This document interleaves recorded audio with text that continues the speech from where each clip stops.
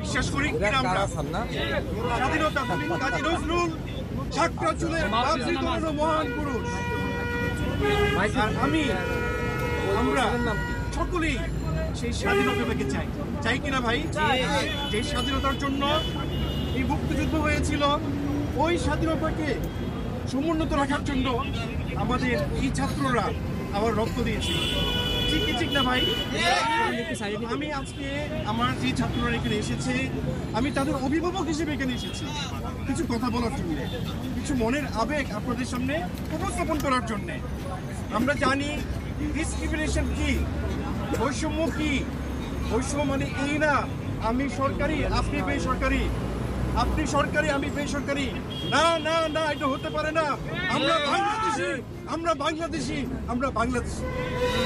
হ্যাঁ, আমরা না কোনো প্রাইভেট ইউনিভার্সিটি আর তারা হচ্ছে ঢাকা ইউনিভার্সিটি, এরকম বিষয়টা না।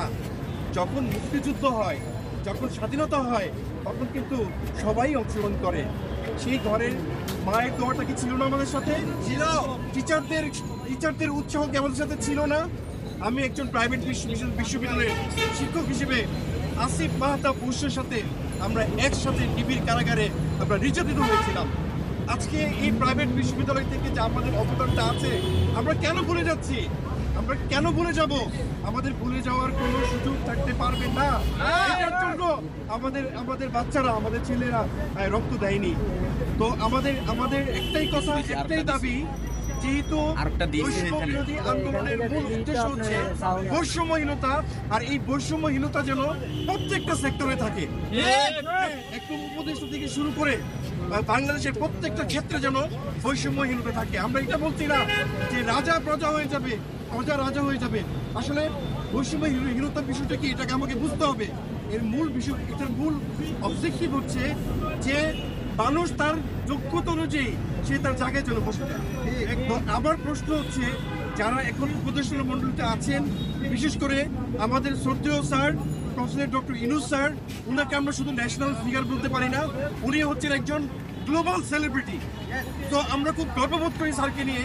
তো স্যারের উদ্দেশ্যে আমরা এই কথা বলতে চাই, আমরা আমাদের আবেগের মনের অন্তরস্থল থেকে আমরা এই কথা স্যারকে বলতে চাই, স্যার আপনি একটু চিন্তা করে দেখুন, এই প্রাইভেট বিশ্ববিদ্যালয়ের শিক্ষার্থীদের এই আন্দোলনের কত বড় অবদান ছিল।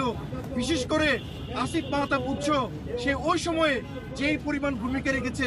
স্যার আমরা একসাথে, আমরা ডক্টর ইউনূস স্যারকে এই কথা বলতে চাই, আমরা একসাথে ডিবির কারাগারে নির্যাতিত ছিলাম। সেটা যে কি নির্যাতন সেটা আমরা জানি। কত মানসিক পাশবিক নির্যাতন এই আওয়ামী লীগের দোষরা করেছে। যারা আমরা কারাগারে ছিলাম ওই দিন আমরা সেটা বুঝতে পেরেছিলাম। আমার সাথে যারা কারাগারে ছিল আমরা সেটা বুঝতে পেরেছি। আমাদের বক্তব্য একটাই, আমাদের দেশে যেহেতু বৈষম্যহীনতার জন্য স্বৈরাচার হাসিনাকে এই বাংলাদেশ থেকে বিদায় করা হয়েছে, এই বাংলাদেশে আর কোনো জন্য স্বৈরাচার হাসিনা এই কোনো প্রভাব বিস্তার না করে, এবং যতদিন আমরা বেঁচে থাকবো এই স্বাধীন বাংলাদেশের আমরা যেন সার্বভৌমত্বকে রক্ষা করতে পারি, এটার জন্য আমরা আন্দোলন করবো। আরেকটি কথা হচ্ছে এটা যে বৈষম্যহীনতা আন্দোলনের যে মূল রূপরেখা যেটা ছিল, সেটা হচ্ছে প্রত্যেকটা ক্ষেত্রে যেন বৈষম্যহীনতা হয়, প্রত্যেকটা মানুষ সেই নাগরিক অধিকার ফিরে পায়। আর এই জন্য নতুন স্বাধীনতা আমরা অনুধাবন করছি। এই স্বাধীনতার অবদান শুধুমাত্র ছাত্রদের জন্য তাও না, এটা সকলের, এটার ভাগিদার সবাই মিলেই সেদিন আমরা আন্দোলনে নেমেছিলাম। ঠিক না ভাই? কাজেই সবার অধিকার যেন এখানে রক্ষা পায় সেটা আমরা দেখব। আমরা চাচ্ছি সংস্কার, কিন্তু এই সংস্কার প্রত্যেকটা ক্ষেত্রে যেন হয়। শুধুমাত্র কিছু জিনিসের উদযাপন, উদ্দীপনা, উৎসব এরকম যেন সংস্কার না হয়। সংস্কারটার জন্য একটা উৎসবে পরিণত না হয়, সংস্কার যেন প্রকৃত সংস্কার হয়। আমরা সেই হাসিনার মতো আমরা এরকম সংস্কার আমরা কখনো চাই না। বর্তমান উপদেষ্টা মণ্ডলীর প্রতি আমাদের অনেক শ্রদ্ধা আছে। আমরা দেখছি, আমরা যখনই যে দাবি দাবা করছি, আমাদের ডক্টর ইউনূস স্যার সেটা কিন্তু মেনে নিয়েছেন।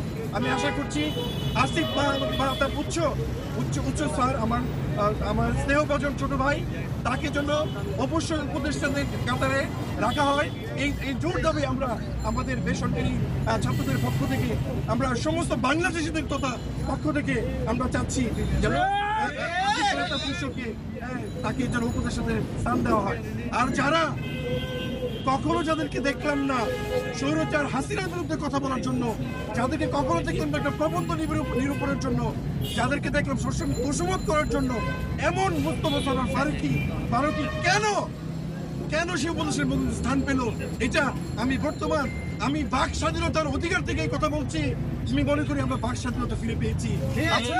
আজকে যখন এখানে আসছিলাম দেখলাম একটা রিক্সাওয়ালা, সেও তার কথা বলতেছে। আমরা বস্তিতে যাই দেখি বস্তি বেশি সে কথা বলতেছে। আজকে এত আন্দোলন করে অনেকেই সে বলে। আমি বলি এর মানে হচ্ছে আমরা এখন স্বাধীন, আমরা বাক স্বাধীনতা ফিরে পেয়েছি। এই জন্য যারা শহীদ হয়েছে তাদের প্রতি আমাদের অনেক ভালোবাসা এবং দোয়া। সেই শহীদের রক্তকে আমরা ভুতা দিতে পারি না। এই জন্য আপনাদের নেতাতে আবারও বলছি, বিশেষ করে সাংবাদিক ভাই মহোদয় যারা আছে, আপনাদের মাধ্যমে কথাটা যেন পুরো বাংলাদেশে চলে যায়। এটা আমরা খুবই দুর্বল। আমরা আমাদের শক্তি জায়গা হচ্ছে আমরা দেশের জন্য রক্ত দিতে জানি। তো আমি এই কথা বলে আমি বক্তব্য শেষ করছি। আসসালামু আলাইকুম ওয়া রাহমাতুল্লাহি ওয়া বারাকাতুহু। আমার নাম হচ্ছে প্রফেসর ডক্টর জাফর সিদ্দিকী। আমি এশিয়ান ইউনিভার্সিটিতে অর্থনীতি বিভাগে একজন ফ্যাকাল্টি হিসেবে আছি। আসসালামু আলাইকুম ওয়া রাহমাতুল্লাহি ওয়া বারাকাতুহু।